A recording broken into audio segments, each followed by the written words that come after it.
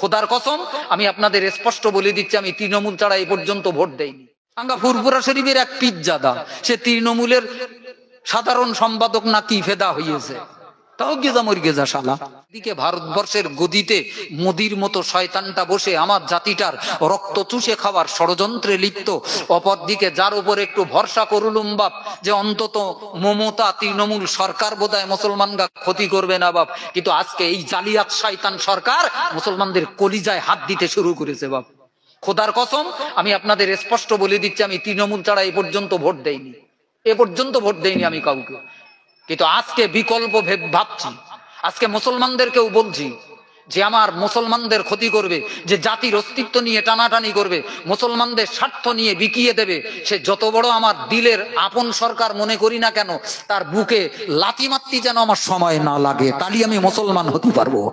আর যদি মনে করি না আমার বাপ করিয়ে গেল, আমার দাদা করিয়ে গেল, আঙ্গা প্রধানটা এই, তোমার শয়তান মুরিদ করে ফেলেছে।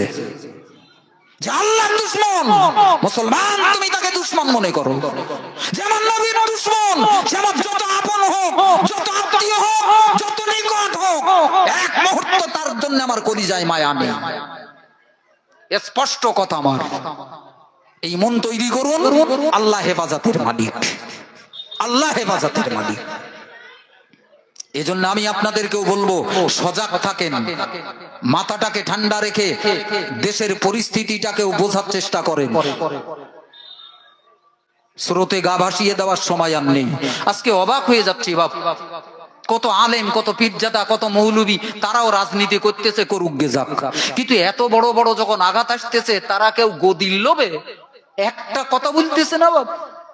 আঙ্গা ফুরপুরা শরীফের এক পীরজাদা, সে তৃণমূলের সাধারণ সম্পাদক না কি ফেদা হইয়েছে, তাও গেজা মর গেজা শালা।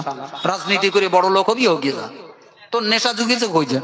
কিন্তু তোর মুসলমানদের উপরে যখন, জাতির উপরে যখন এত বড় বড় আঘাত, মেকুড়ির মতো তার পাঁচ পাঁচ ঘুরতিস কেন? এই শালা ছাগল, এই শালা ছাগল, মুসলমানদের আঘাত করে আর তুই তার আঁচল চুচিস। তুই মুসলমানের বাচ্চা, তোর গায়ে মুসলমানের রক্ত আছে, তুই প্রধান, তুই এমএলএ, তুই এমপি, তুই মন্ত্রী, তোর জাতির রক্ত চুষে খাবে আর তুই মেকুড়ের মতো তার গা পাঁচ পাঁচ ঘুরবি। তোর রক্ত মেনে নিল, ছেড়ে দে গতি, আমি করব না তোমার পার্টি। মুসলমান আজকে যারা আজকে তৃণমূলীর নেতা আছে, যদি এক বাক্যে বলে, এমএলএ যে কটা আছে, এমপি যে কটা আছে, মন্ত্রী সিদ্দিকুল্লাহর মতো মাওলানা সিদ্দিকুল্লাহ মন্ত্রী হইয়াছে, একটা কথা বলতে না বাবা, কি সর্বনাশে দেশে সাধারণ মানুষের কি বলবো। এজন্য আপনাদের চালাক হতে হবে বাপ, সজাগ হতে হবে, অতি সজাগ হতে হবে, নচেত দেশের মুসলমানদের অস্তিত্বের টানাটানির এই ঝড়ে অনেক কিছুই হারিয়ে যাবে বাপ।